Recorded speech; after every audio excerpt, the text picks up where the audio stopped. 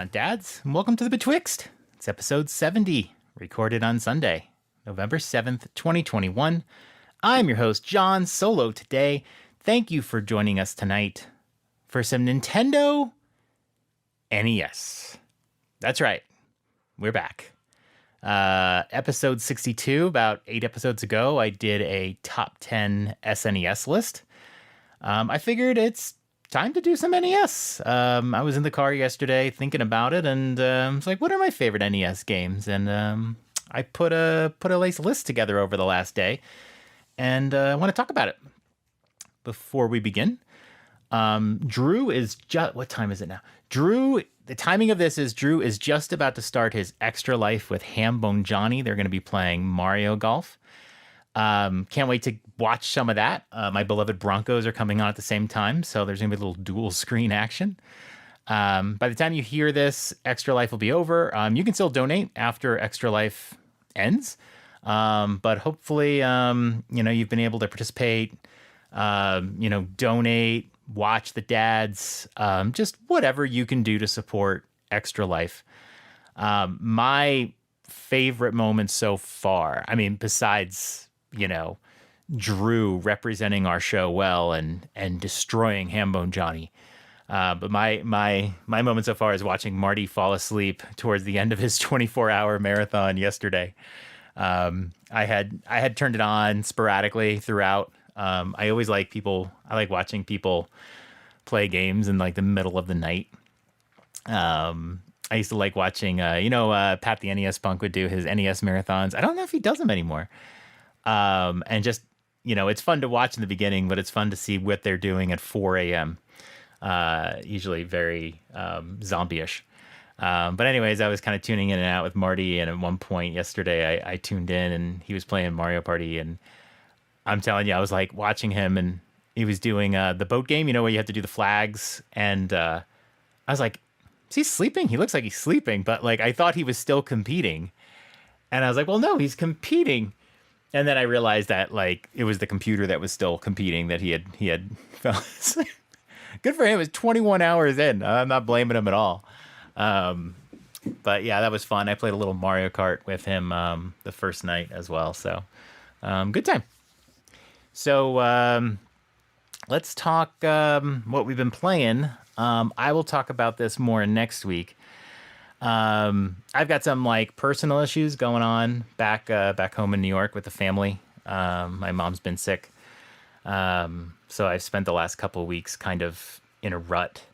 That's why I haven't really kind of started anything, but, I needed something to distract myself a little bit, and I started picking up Monster Hunter Rise again. I had kind of put it down. I think I was like Hunter rank 4 or 5. Maybe it was like 5.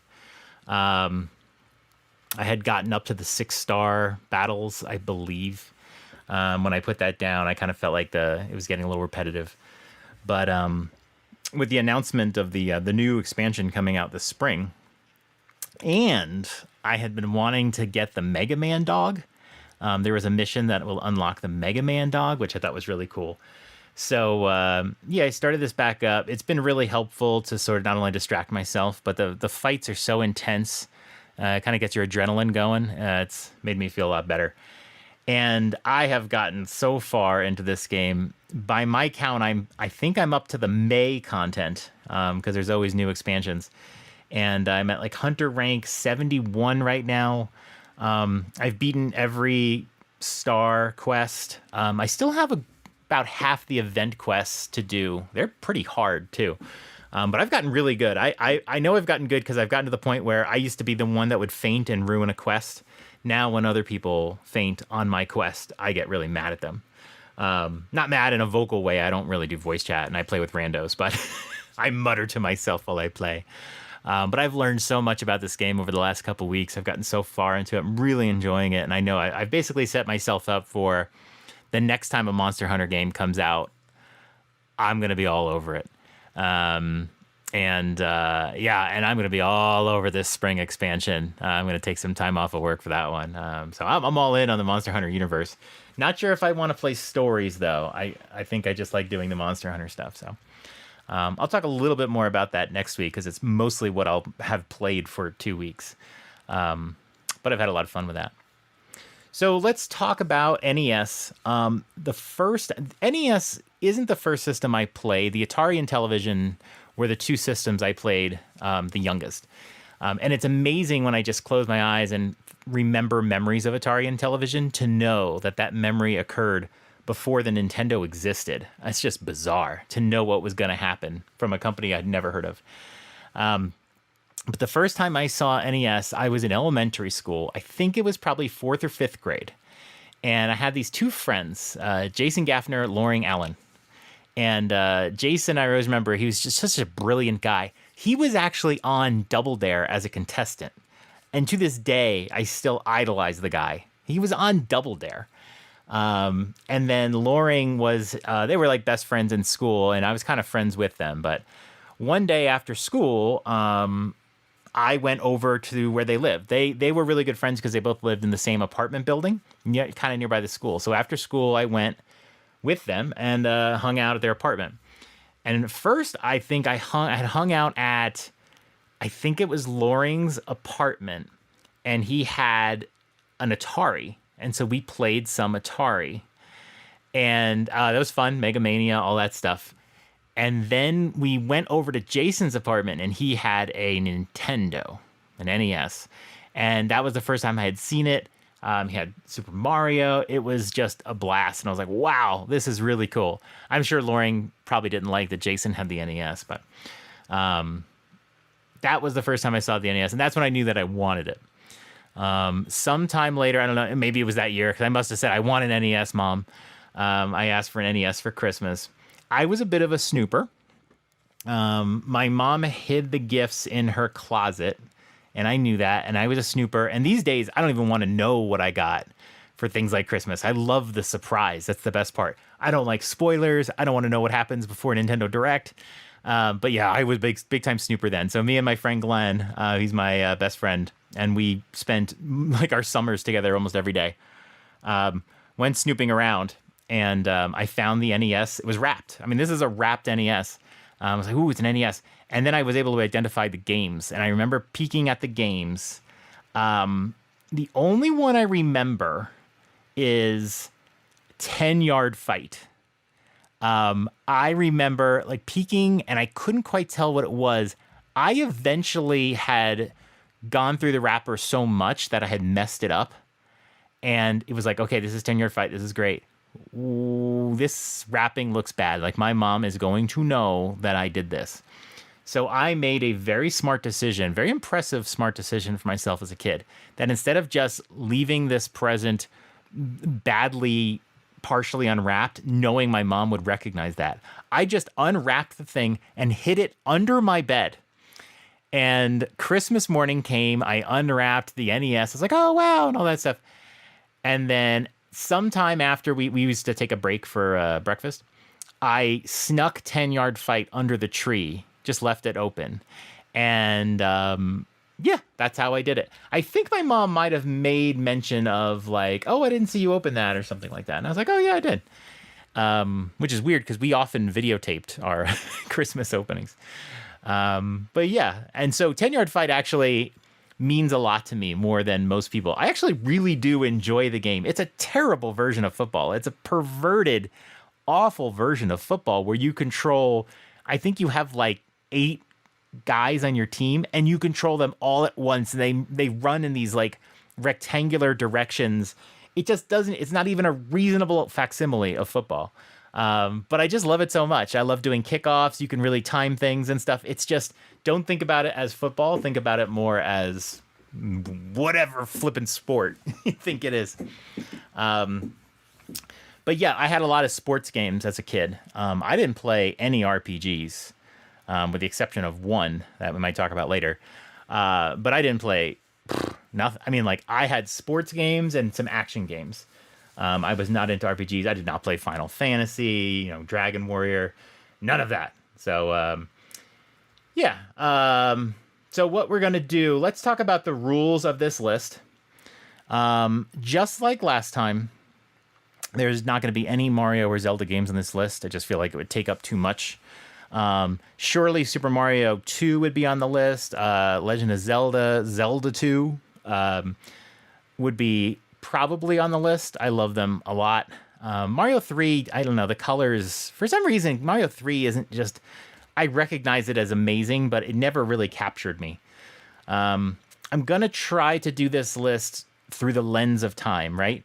If a game has kind of grown old or aged badly, if I really loved it as a kid, it'll be on this list. So it's basically capturing what I thought when I played it, not like looking back on it today. I'm not going to give any games awards for being great games if I never really enjoyed it or I don't feel like it's good now. It's captured when I played it. And then once again, this list is mine. Don't take offense if your game isn't on there. These are the games that I loved. I'm not ranking them theoretically. I'm ranking them as I enjoyed them. And I'll talk about when I enjoyed them. So if your favorite game isn't on this list, there's no reason to take offense. Make your own list. This is not a top 10 best games on NES. This is top 10 favorite games on NES. And with that, let's begin. Number 10, Anticipation. Who played this game? Anticipation was like a board game, and it was essentially, it looked like a Trivial Pursuit board. There was 4 pieces. There was a ice cream cone, a trumpet, like a pair of shoes, and a teddy bear. And so it was just like a board game. And so think about Trivial Pursuit, but instead of like trivia questions, it would bring up the card would come up and it would bring up a connect the dots board. So you'd see nothing but dots, and then you would see lines connecting those dots slowly as a timer's going. And then you can buzz in when you knew what the object was. So that's what we did. And this game was so much fun because sometimes the line connecting was so bad. The drawings were bad. Sometimes they were good. Sometimes they were clever. It was just so much fun. And my friend Glenn and I, we played this so many times. And there were times when we could like guess what it is just by the dots, because the things would repeat, over and over again. There weren't like a gazillion objects. So much fun with this. I'll always remember the way the pieces moved. They kind of bounce. The music in this game is great, by the way. Everything in the game is polished. And when you're entering your answer, you have to pick letters, and everything was so good. The sound was so good, everything. But when the pieces moved, like the ice cream cone, the ice cream, you would see it drooping, the shoes, like everything. It's so well done. This is a really fun game. It probably hasn't aged well. Nothing, great that you'd play today, but I love this one. I really hope they put this on NES Online. I think it would be a great time. So that's my number 10. Already you can tell this is going to be kind of a weird list, right? I played some weird games when I was a kid. Ready for number 9? Defender of the Crown. This game was on PC, I think, back then. I don't know what other consoles it was on. I don't know how I ended up. I think I rented it. I don't think I actually owned this game. So this game is made by Ultra, and back then we didn't know, but Ultra was actually Konami. It was just Konami's way of getting around the limit of the number of games that you could put out. And this is probably the dorkiest statistic-y game that I played on console. Basically, there is this country, and the king has died, and it's broken up into a bunch of states, and you need to go in there and take over all the states. So you pick a character. Every character has a different stats of what they're good at, bad at, that sort of thing.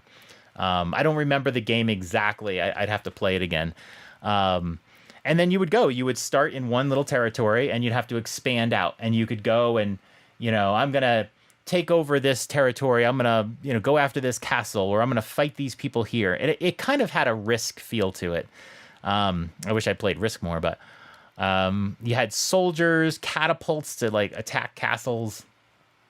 It was a good time for me. It just one of those games that I loved going back to. The best strategy for this game was to get a good start. If you did not get a good start in this game, it was just a slow death for you. So you get a good start, you get aggressive, you attack some castles early, get some land, and then usually you would have a pretty easy time with it. So that's kind of just, you know, that's the kind of game that I love to play. I'd recommend giving it a shot. It's like, it's all about numbers and statistics and whatever, but it's not overdone. It's not a lot. The fighting is mostly simulation. If you have more people, you'll win. If you're better at battles, you'll win. But it's a good little game. If you've never played it, give it a shot and see. You actually don't even need a manual for this one. You can figure it out. You might have to play 2 or 3 times, but you'll actually figure it out. It's good fun. Okay, number 8. I don't know why this is on the list. I just like it, so sue me. Number 8 is Casino Kid. This was a casino game, obviously. It was a little different than some of the other games because it felt kind of like an RPG. You were a character, you walked around a casino, you go to different tables. There'd be a bunch of blackjack tables, a bunch of poker tables, that sort of thing. And they'd have different limits. And so you had to start out at like, I think there was like one table you could really do to start. And, if you won enough money, then you can move on to the other tables. You can go to slot machines. I mean, honestly, I think I learned casino gambling through this game. There was probably games in here I didn't even know how to play until I played Casino Kid. But I just love the RPG aspect of it, that you're just character going around. You didn't just select what game you wanted to play from a list. You actually walked to that table. The different dealers and stuff had different personalities. It was just a good time. There was cutscenes in this game, stuff like that. So I really loved it. As with most gambling games, especially in that day, the best way to win would be to just aggressively gamble right at the beginning. Just bet all your money on the first 2 or 3 games, and just, if you lose, just hit reset and start again, right? It's not a big deal. You don't have to delete your profile. You just hit reset. Just go all in and gamble. I can't remember if there was a password too, but you could basically, really help yourself by just being super aggressive and then rolling back if you needed to. And this game actually inspired me to build a chess game years and years later. This was for the BOS, the B operating system, if you remember that. And I built this server, and I built this front end that let you walk around a virtual, I don't know what you would call it, hotel, and walk up to tables and play chess. So if you wanted to play somebody in chess, you would walk up to a table, sit down in a chair, and if somebody sat in the other chair, a game would start. And a lot of that was inspired by Casino Kid, so interesting. It was made by a company called Sofel, not a mainstream company. I think they did some other things, but yeah, really like that one. Okay, this one is, I think, the first game on the list that I didn't really find until recently. I would say about 6 years ago or so. Don't quote me. I started a Facebook group called John Beats the NES or something like that. And it was basically, I was going to play through every NES game and try to beat them all. I love the NES. I collect NES. I have about 700 NES cartridges. I mostly collected them 10 to 5 years ago, when it was a little cheaper, especially for some of the filler stuff. And I wanted to play through every game. And the best part was often playing games that I had never played before. And so I had this little NES set up. I had my really bad streaming setup going. It was really bad. It was I didn't like it, but I would love to do this again because I love playing through NES games. A lot of them are short. Anyway, Eliminator Boat Duel was a game I had never played before. Its biggest claim to fame is that the end label is spelled wrong. It's like Eliminator or something like that. They literally butchered the name of the game on the end label. Some people think that makes this game a rarity or whatever, but they were all misspelled, so it's not. They never fixed it. It is a boat racing game. It is intense. The races are fun. You don't just stay on one course. It'll actually, there's like segments where they'll do like kind of like close-ups, different viewpoints. The ends of each match usually end up with like sometimes like a photo finish where the boats come across. There's bikini girls celebrating. There are not bosses, but every time you start racing, you'll do like 2 or 3 rounds against a particular character, and they're always very funny and weird. And then you eventually beat them and move on to the next character. There's winnings. You can spend your money on stuff. It's my favorite racing game on the NES. It's so good. Most people have never played it before. There's so much that happens on the track. If you think about what was that game, Super Off-Road, where you have the little mini cars and stuff. You pick up little things in the track, little zoom ups and stuff like that. Like that's what this game has, but there's so much to it. This is like one of those games when people are looking for like a gem, a hidden gem or something. I always bring up Eliminator Boat Duel by Electro Brain. So good. That's my 7th favorite. Number 6, this one. Did I own this one? This is a game, by all accounts, is probably a bad game. It's made by Broderbund. It's called Spelunker. And I don't think I knew anybody that played this game or enjoyed this game.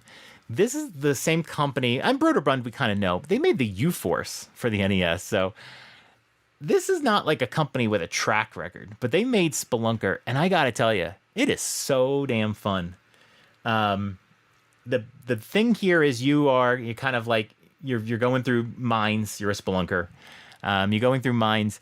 There's all this variety in how you're traveling. Most of the time there's like vines and ropes all over the place, and you have to jump from the vine to the rope to the platform. There's parts of the platform that go up and down. There's all these there's so much stuff to find, lots of little enemies and whatever. The thing I'll always remember about it is the game is so touchy. If you fall from any kind of distance, you'll die. Even if you're on a rope and you like jump off the rope to the land, the platform, if you were just a scooch too high, you'll die. It's just super, super, super touchy. You have to get really good and really disciplined with every motion you make. You can't just kind of slouch this game. You have to be very on point. But what makes this game really, really good besides is a challenge. It's tough. But there's an ending. You can actually get to an ending. You go through all of these mines. I don't think it's randomized. But you'll never really remember the whole path. But I don't think it's like some random thing. I think it's the same every time. But yeah, there's like a whole ending. It's very satisfying. I love it. Spelunker. Okay, number 5. Gotta be pro wrestling. There was a bunch of wrestling games on the NES. I think all of them are garbage, except for pro wrestling. My friend Glenn and I played this game. I'm not even going to joke. We might have hit the 1,000-hour mark in this game in our lifetimes. When I visited New York a few years ago, I went to go visit him in Connecticut. I brought my Switch with me, and guess what we played? We played pro wrestling on Nintendo Switch Online. It was great. My character was always Fighter Hayabusa. I picked him because he was probably the most boring character in the game, but he had this like angled kick that he would do. And so I could like do the kick. So I would like hover around my friend, like he would be on the top and the bottom, like hovering. And I mean, he just wants to like fight me. And I'm just like, nah, just do like the back brain kick, I think it was called. My friend would always pick Starman. And Starman was one of the cooler characters in the game. Most people choose Starman. And we would just do Hayabusa versus Starman all the time. I had a little technique for winning on a count out of the ring. I would like throw him out of the ring and then do the jump from the ring onto him in the concrete. And then what I found just as a kid, just by playing, is if I can get back into the ring and do that same jump a second time, I could do it a third time and he would be counted out. It was like a 20-second count out. So that was just I had those main moves, and oh my God, we made sound effects the whole time.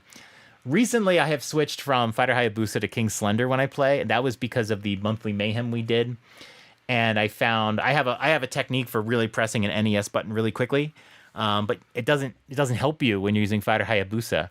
So when we were trying to win a pro wrestling match as quickly as possible, it's way easier to just smash the A button really fast to do the backbreaker for King Slender than any other moves. So I would just go in and do Slender. So right now I'm a King Slender guy. I've moved on from Fighter Hayabusa. So next time, Glenn, when we play, I'm going to be King Slender. All right, number 4. And you are about to find out who I think was the best developer on the Nintendo Entertainment System. Number 4, Rush and Attack from Konami. I don't know what I can say about this game.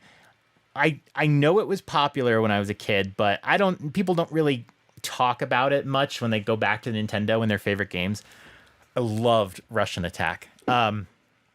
Basically, you are supposed to destroy the enemy's secret weapon. This game has, I mean, not even subtle overtones of the Russian-American relations at the time. But apparently, like, you are the American, and Russia has this secret weapon you have to destroy. And it is, I guess I would call it like a run-and-gun type side-scroller. Enemies will come out of the left and the right. Every level ends with a boss. And I don't know, there's probably about 6 levels or so. Each level gets progressively harder, but it never gets crazy hard. Like, there's no level where you're like, oh, I can't stand. Like, once you get to level 3, this game gets boring because it gets insane. So it gets harder, but not crazy. I just love this game. You know, just you have to manage. There's like these rocket launchers you pick up that can shoot like about 3 times, and you have to manage where you use that. Right, like. I don't want to use the rocket launcher for these like regular dudes. I want to save it for this. You can duck. There's like mines on the ground at times, and you can duck and shoot the mines using the missile launcher. This game's amazing. And then after you get past each level, he'll kind of like jump over a fence. I remember the animation perfectly. Climbs up the fence and then kind of jumps over and puts his hands and legs out and somehow makes that jump. This is just one of my favorite games in the NES. This is going to be my favorite game that some people have never played or know about, but I think a lot of people have heard about this one and played this one a little bit. But this is my favorite. Number 4, Russian Attack. Number 3, also from Konami, Castlevania. I love Castlevania. This one, I don't have to describe this one to you, so I won't. I love Castlevania. It's challenging. It's fun. One of the joys of playing Castlevania is one of its worst features is it feels very stiff. Noticeably, when you jump in the air, you can't change your direction. You know, in most games, you jump in the air and you can kind of like wiggle back and forth and land perfectly on a platform. There's a lot of platforming in Castlevania, not a ton, but there is. And, you know, once you get in the air, that's it. You're committed. And I love that about Castlevania. The Medusa heads. It never occurred to me when I was a kid how annoying the Medusa heads are. But yes, Medusa heads are really annoying. It's the perfect definition of something that's in a game that shouldn't be. The Medusa heads make sense in a game where you can jump in the air and wiggle around and land where precisely.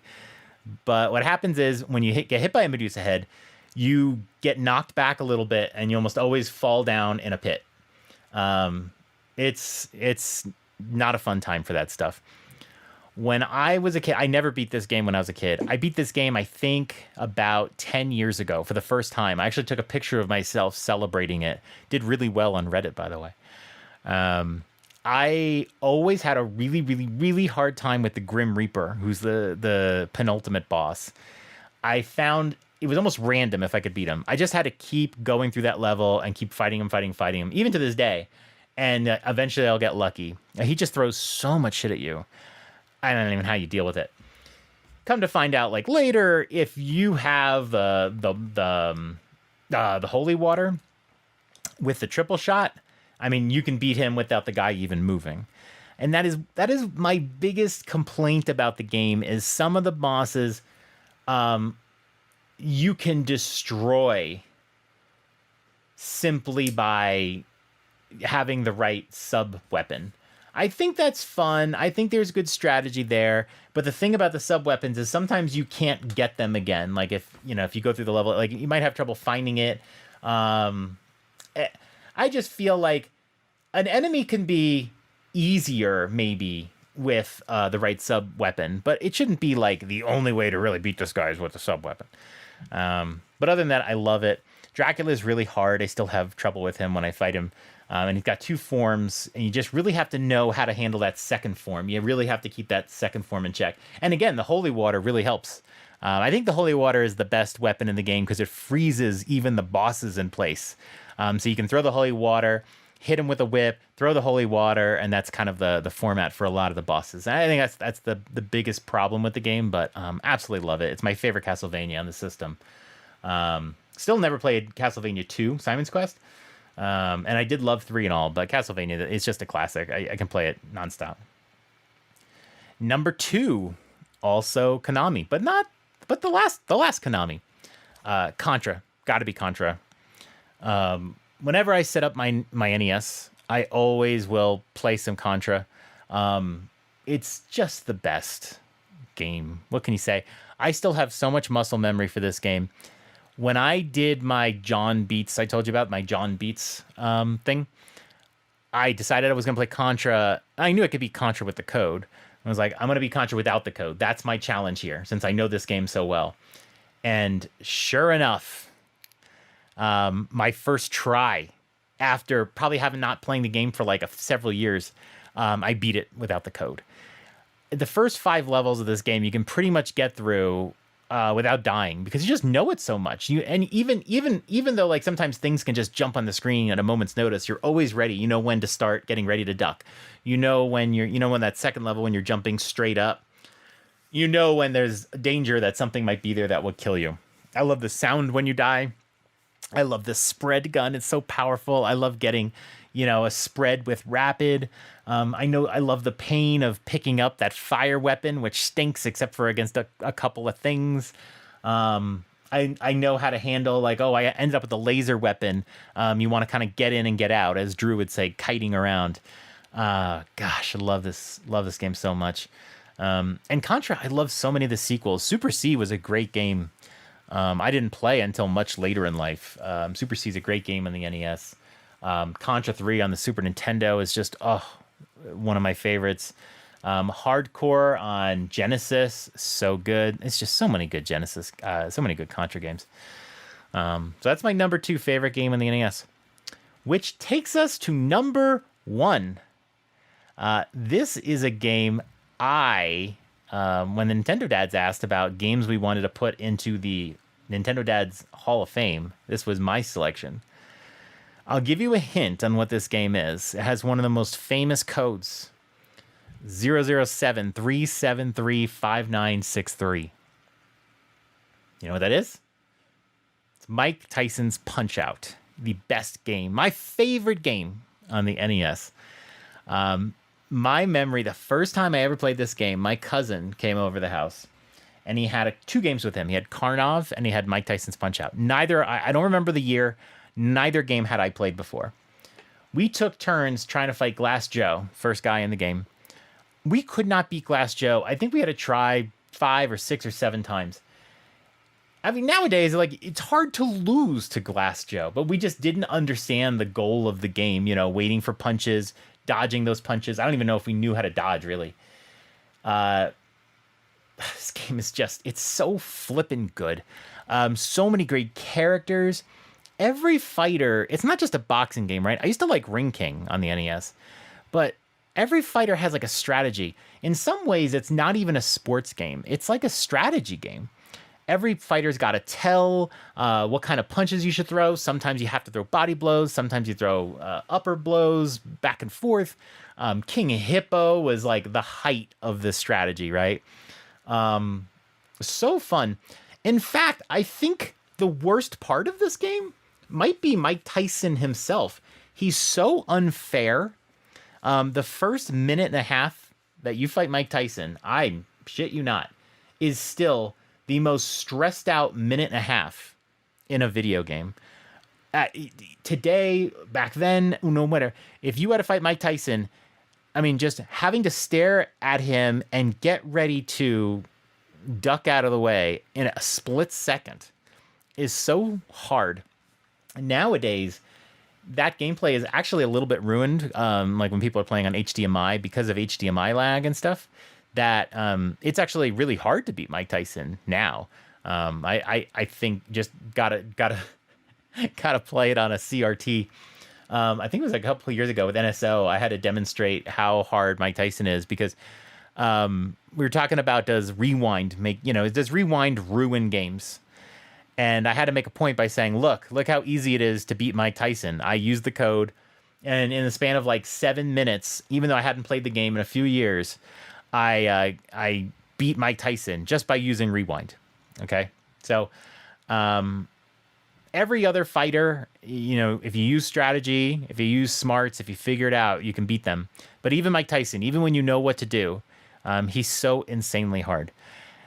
That being said, there's people that do blindfold speed runs of the entire game and can beat the whole game in 20 minutes, including Mike Tyson, because those patterns exist and they can listen and understand the patterns, and they've analyzed the video to see, like, when Mike Tyson throws a punch after a second, his next punch will be a second, and then there will be 3 seconds, and there's timings involved. I understand that, but I am not going to play this game blindfolded. So that's my list. Let me rehash it before we get into honorable mentions. Number 10, Anticipation. Number 9, Defender of the Crown. Number 8, Casino Kid. Number 7, Eliminator Boat Duel. Number 6, Spelunker. Number 5, Pro Wrestling. Number 4, Russian Attack. Number 3, Castlevania. Number 2, Contra. Number 1, Mike Tyson's Punch-Out. And only that one. I don't care about Mr. Dream. And remember, this does not include Zelda and Mario games. Just makes it too easy. Some honorable mentions. Yes, I left off Metroid. I actually do not like the first Metroid at all. Kid Icarus, very famous NES game. I can actually beat that game. I've actually enjoyed that game. It's not on my list. The closest ones to this list, ice hockey. We've played ice hockey way too much in the last year. I love ice hockey's strategy over Blades of Steel. Being able to choose, the fatties, the skinnies, the regular guys. When we did the hockey league this year, I started off with an all skinny team. That's always been my go-to. I love the speed. I actually find it hilarious. I laugh while I play. They're just running around so fast and just shooting the puck. And I don't care about speed. How hard I hit the puck. I'm just like, throw it on goal, throw it on goal, throw it on goal until it goes in. Then my little skinny guys celebrate. But then I switched to an all fatty lineup. And unfortunately, I had too much early success with it because once we got into the league, I was doing very poorly. I think I lost like 3 or 4 in a row, and I had to adjust my strategy. And that's when I learned for the first time in my life that the fatties are really really bad on face-off. So my hockey team du jour now is 3 fatties and a skinny, and I always make sure the skinny takes the face-off. One that was actually on my list, actually in the middle, RC Pro-Am. I loved RC Pro-Am. I never beat RC Pro-Am. I would get up to about level 22 where, if you fell behind, you needed weapons to catch up. And I would inevitably just make a bad turn or something. I'm not a perfect gamer.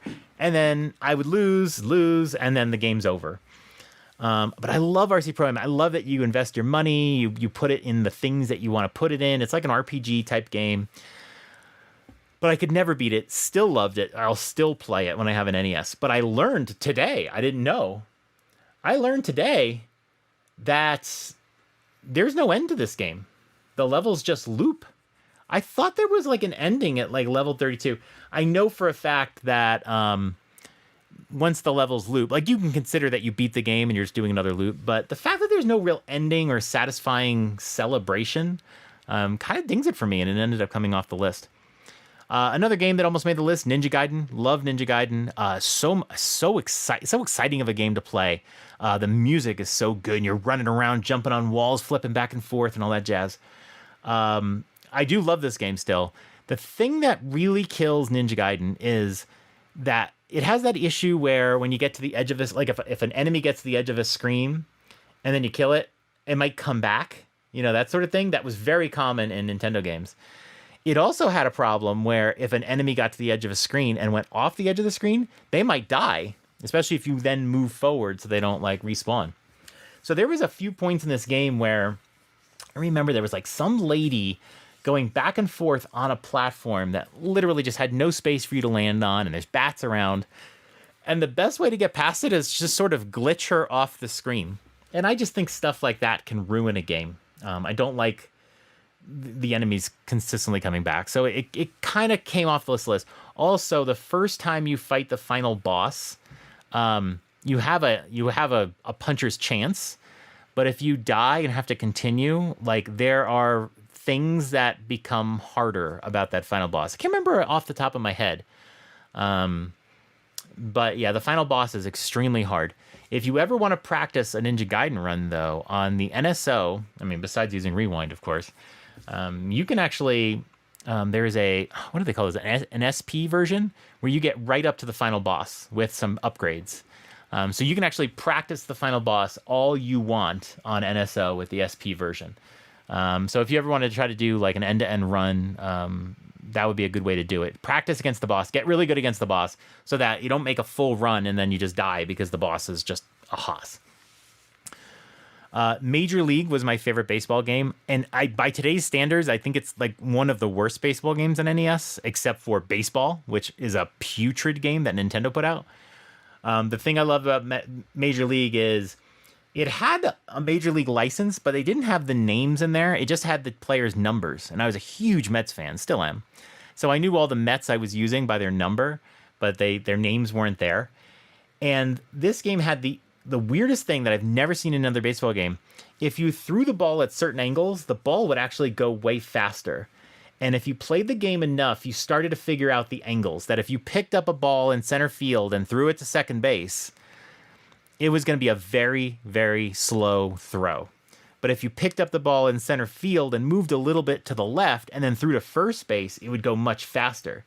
So if there was a runner trying to score, it made a lot more sense to just throw it to a different base and then throw home from that base. And if you played the game enough, you got really good at that. So that's what I remember by it. Last game, honorable mention, Double Dragon. We all played it. We all loved it. I love just playing Double Dragon. Co-op Double Dragon with a friend. I'd probably beat that game hundreds of times. Just so much fun.